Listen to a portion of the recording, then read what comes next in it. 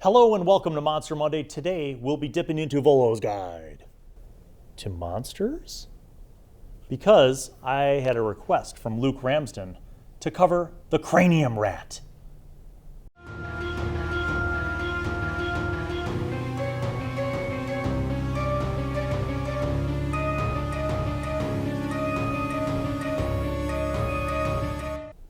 Tiny little threats can sometimes be a lot of fun in a game.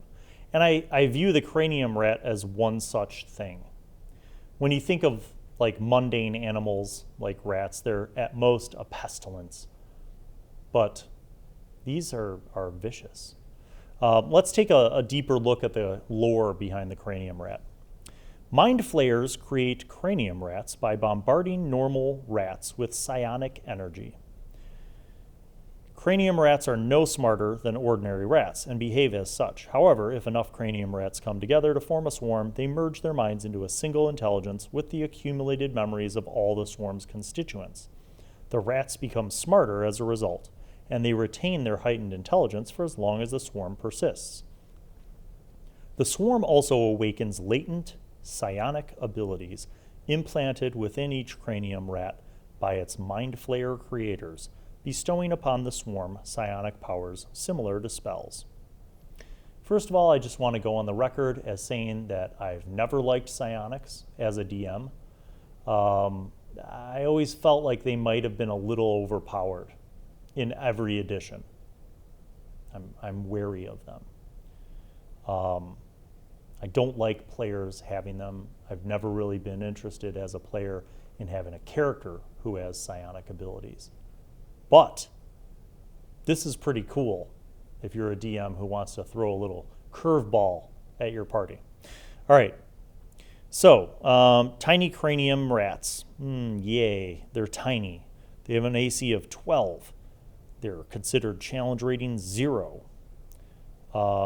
Illumination. As a bonus action, the cranium rat can shed dim light from its brain in a 5-foot radius or extinguish the light. That's weird. Telepathic shroud. The cranium rat is immune to any effect that would sense its emotions or read its thoughts, as well as to all divination spells. Also weird. It has a bite attack that does 1 piercing point of damage. A rat separated from the swarm becomes an ordinary cranium rat with an intelligence of 15. It loses 1 point of intelligence each day that it remains separated from the swarm. Its intelligence can't drop below 4 and becomes 15 again if it rejoins the swarm or another one. Telepathic vermin. A single low-intelligence cranium rat uses its natural telepathy to communicate hunger, fear, and other base emotions. A swarm of rats communicating telepathically speaks as one creature, often referring to itself using the collective pronouns we and us. I love that. I love those kind of collective things. Spies for an elder brain. Here we go.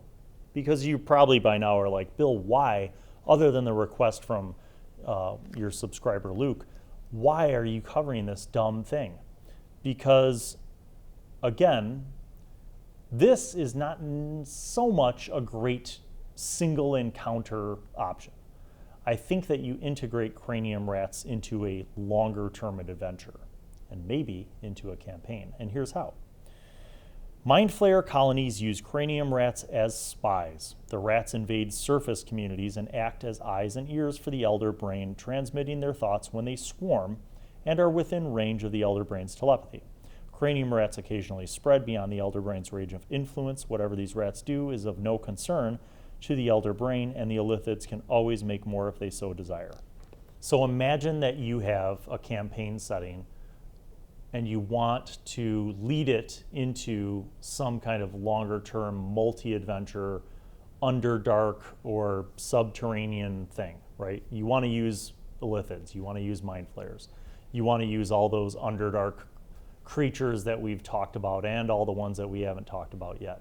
How you segue from low to mid to high level is by using things like these. So you have these dumb cranium rats that are running around individually and in hordes.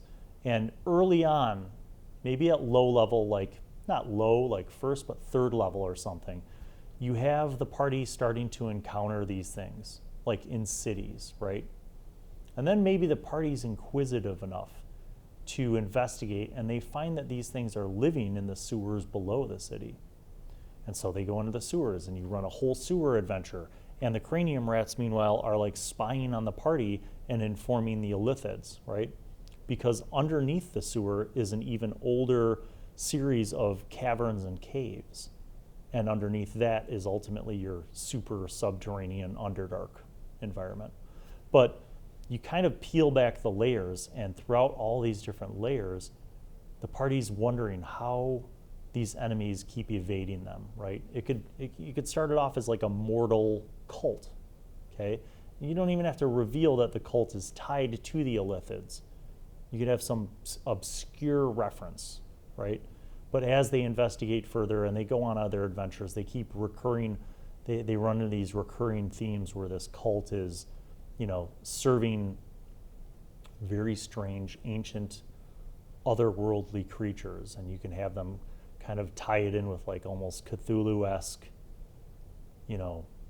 great old ones. You can have them find small like carved amulets or statuettes that have like, the appearance of a mind flare, right? Or some kind of octopi reference. And then throughout this though, like occasionally you have the passive perception checks, right? Like you keep track of who's got the highest passive perception in the party. And to that person or those people, you occasionally leak that there's like random rats scurrying around. And then sometimes they'll see like a horde of rats. And never the while, by the way, do you reveal openly that these are cranium rats, unless the party goes to like investigate further and maybe they kill a few and they examine them. Maybe they actually interact at some point with the cranium rats who communicate telepathically in the we and us. We are Legion. So there are a lot of ways that I think you can use this in one or more adventures and even an ongoing campaign. Okay, let's take a look at the difference between the individual and the swarm. So a swarm of cranium rats has the same armor class, quite a bit more hit points, damage resistances to bludgeoning, piercing, slashing, illumination, so they can do the whole light thing, 5 to 20 feet radius. They have psionics, that's what makes them more powerful. Their innate spellcasting is intelligence. As long as it has more than half of its hit points remaining, the swarm can innately cast the following spells: at will, comprehend language, detect thoughts, once a day, confusion, and dominate monster. Swarm. The swarm can occupy another creature's space and vice versa, and the swarm can move through any opening large enough for a tiny rat. The swarm can't regain hit points or gain temporary hit points. Telepathic Shroud. The swarm is immune to any effect that would sense its emotions or read its thoughts, as well as to all divination spells. It has a basic bite attack when you get swarmed. That basically means that they have to attack you. They have a +5 to hit, and they can swarm one target in the swarm's space for 4d6 piercing damage, or 2d6 piercing damage if the swarm has half of its hit points or fewer. Think about this from a DM's perspective. Where do you use these? You use them as like tiny little story threads, foreshadowing things. They become a connecting spoke that is a recurring kind of encounter because they're being spied. They're being used as spies to spy upon the party, right? And why would they spy upon a party? Well, that needs its own introduction, right? So somehow you, as the DM, have to think of some examples for the party foiling the plot of this mortal cult that worships the Elithids or that serves the Elithids on the surface world, right? And these cranium rats are kind of go-betweens between the mortals and the Elithids. Well, maybe the party, in their effort to be heroic and good, stops this weird cult without really even knowing all that context. So that's how they kind of get on the radar of the Elithids and therefore the cranium rats. That's how the cranium rats begin spying on them. And then the rest of it just feeds from one adventure to another. A cool thing that I think you could also do to play with this is to have, not far away from kind of the hub of the adventures, you could have another location that the Elithids are secretly monitoring with a totally different swarm. And maybe the party goes there for a totally different adventure, not knowing, again, that this place holds some kind of significance, magical or otherwise. Or maybe it's like a distribution point or like a safe house for the cult. But whatever it is, whatever you decide to do with it, then the party once again kind of gets on the radar of a different swarm. Now maybe this swarm is going to use their magical ability to dominate a monster that also happens to be in this vicinity and have that monster attack the party. So now you've created a little bit of confusion because you're not sure, your party's maybe not sure why this other random monster that's been dominated secretly by the swarm, why it's attacking them or how it knows where they were, that kind of stuff. It's almost like, adding a few different fakes and feints to the party to keep them on their toes and kind of keep the mystery going a little bit more. So good suggestion. Thanks, Luke. Hopefully you guys have had something that you've learned from these, or at least some insight about how you could use them.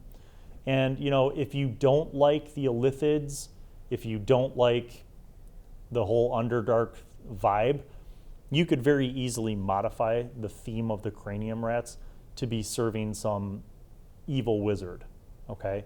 And that way you could put them literally anywhere. Island, jungles, mountains, in a city, in a small town, in a rural wilderness, whatever. It could be an evil druid who dominates these, rats to be his spies, and maybe he's got his own cabal or his coven of servants, and so you could kind of make anyone really the bad guy who controls these things. But I think that the Cranium Rats are kind of a cool plot device and an interesting thing. But I'm curious to hear from you guys.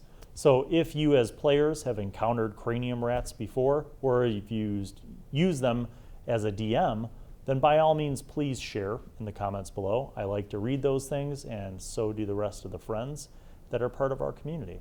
So until we meet again, thank you as always for your support.